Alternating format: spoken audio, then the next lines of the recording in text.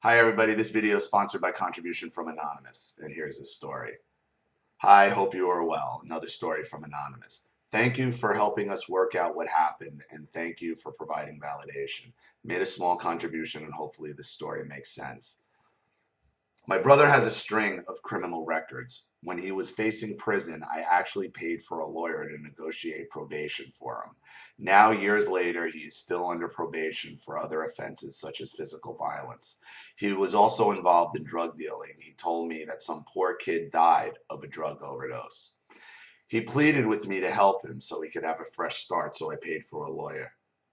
Now, over a decade later, I regret providing this help because he has become abusive towards me and anyone else that challenges him. He took steroids and now looks big and scary. If you refuse to do something the way he dictates, he will call you horrible names, project all kinds of nonsense, and even become violent. There are many examples, but you get the idea. I live alone. I've lived alone since my early teens. My mom was very physically abusive, beating me every day for no reason, and now is now emotionally manipulative, abusive, and will lie and manipulate all the time, sometimes even for no reason. The narcissist doesn't need a reason to lie. It's just what they do. My dad has chosen to take her side, although he admitted to me that he had enough of the BS and enjoys staying away from her. But she is very manipulative and she would make lies to him about me and then would treat me abusively. It's all about her image, and she tries to tell me what to wear and that she needs grandchildren. She's constantly inventing medical problems and ignoring anything you might say or feel. If you try to speak to them about it, they just refuse or start shouting and claiming that it's not right to question parents about such things. My brother has a girlfriend but controls everything she does and pretends that he is the victim because she calls him too often of whatever all just pity ploy nonsense childish behavior. He works hard to make his girlfriend jealous and brings other single women and prostitutes to the house, calling them friends, and fights with her and belittles her publicly in front of an audience. All the people he hangs out with are people that act like him or those who he can treat like he owns them. His girlfriend told me that he buys friends. She is clearly scared of him and looks traumatized. She tried to talk to me and I listened a bit, and she said it was actually possible to talk to me, and her dad gave me some presents for being nice to her. But my brother controls her with money and everything else and treats her like a possession and a slave, like he treats everyone else. She told me she is scared of him. I felt bad for possibly enabling him by helping him and not exposing him some more, but now I have been no contact for 2 years, so that speaks for itself. I helped them with their business, but they didn't pay for years and still owe me thousands. I've had a couple, I've had enough of it a couple of years ago and felt very lost and traumatized from all the abuse and manipulation, and all my coping methods and self-help books stopped working till coming across narcissism and learning more and improving and learning and looking after myself and my own behavior to be a normal person with normal relationships with people who are decent and behave like normal people without abuse and drama. After I went no contact, typical things happened that you talk about: guilt trips, false accusations, shaming, flying monkeys, smear campaigns, threats of violence, stalking my friends, etc. Eventually, I reported it to police, but my brother is still on probation. Because my brother is still on probation, it stopped for a while, but my mom is now trying to be super nice and offer to return some money they've stolen from me.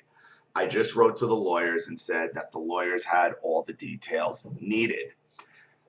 They cheated me over some jointly owned property by withholding the papers. They also falsified some document and transferred funds from my savings account to their bank account. Initially, when I went no contact, my mom made a story that she missed her flight and came over to my house just to obtain contact details of my friends and send them lies and stalk them. I tried to explain to my brother that this kind of behavior was not loving but destructive, and that our mother was abusive, and that if we were fighting as kids, that he didn't need to behave that way anymore as adults, and there was an alternative, and that it was wrong, not loving to behave abusively. You think he doesn't know that?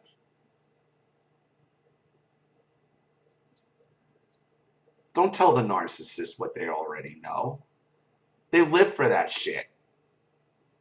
They live for that shit. They know they're being cruel. They're just waiting they use it as an excuse to throw it back on you. You're not telling the narcissist anything they don't already know about themselves. They know. He knows what he's doing. He doesn't need this explained. He likes it. He enjoys it. That's why he does it.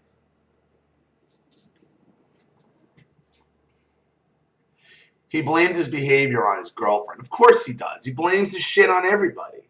And I told him to go to the church or some family planning clinic and speak to someone at the church or a counselor. But he blamed everything on his girlfriend and called me crazy for coming up with these things in my sick mind, and that I was all those things and not him, that I couldn't handle the truth. I asked him what kind of truth he was talking about, but he said that he didn't want to go into it and made more threats that I would never see my family again. You know, if he is on probation, you can violate his ass back real fucking quick. Because when you're on probation, and I know you're not in the U.S., I know you're overseas, you can have zero contact with the police. Zero, unless it's for some sort of medical emergency. So if you call and you file a police report that he and your mother stole your money, he's violated right there and then. He's violated. You call the police, you let his probation officer know, this dude is on roids. This guy's taking steroids, he's doing drugs, and he said he's violated. Now, you may not actually need to do that if you want your money back and you want them to leave you alone. I would tell them I could just call your probation officer. File a police report, file charges. You'll be violated back to prison right quick. And bitch face over here can deal with the consequences in court, civilly and legal and criminally.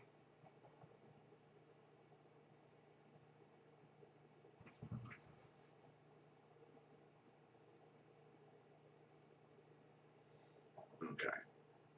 So he blamed his behavior on his girlfriend. I told him to go to the church or some family planning clinic and speak to someone at the church or a counselor.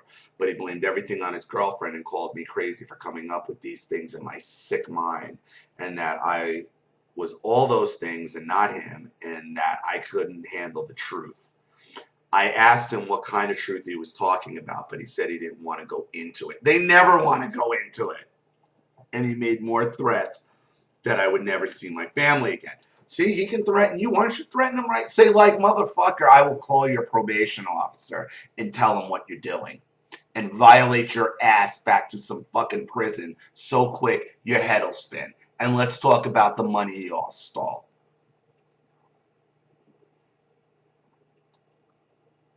I told him that the facts are that he was the one with the string of criminal convictions for abuse, and that I felt abused by his behavior. And I told him that he was just projecting nonsense, and that I thought that our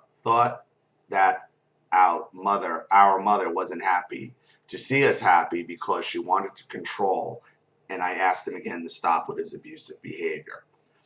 He made fun of my feelings and called me some more names and called me crazy again for going against my family, and said he didn't want to talk to me anymore because I was too weak. I told him it was probably for the better for me to stay away.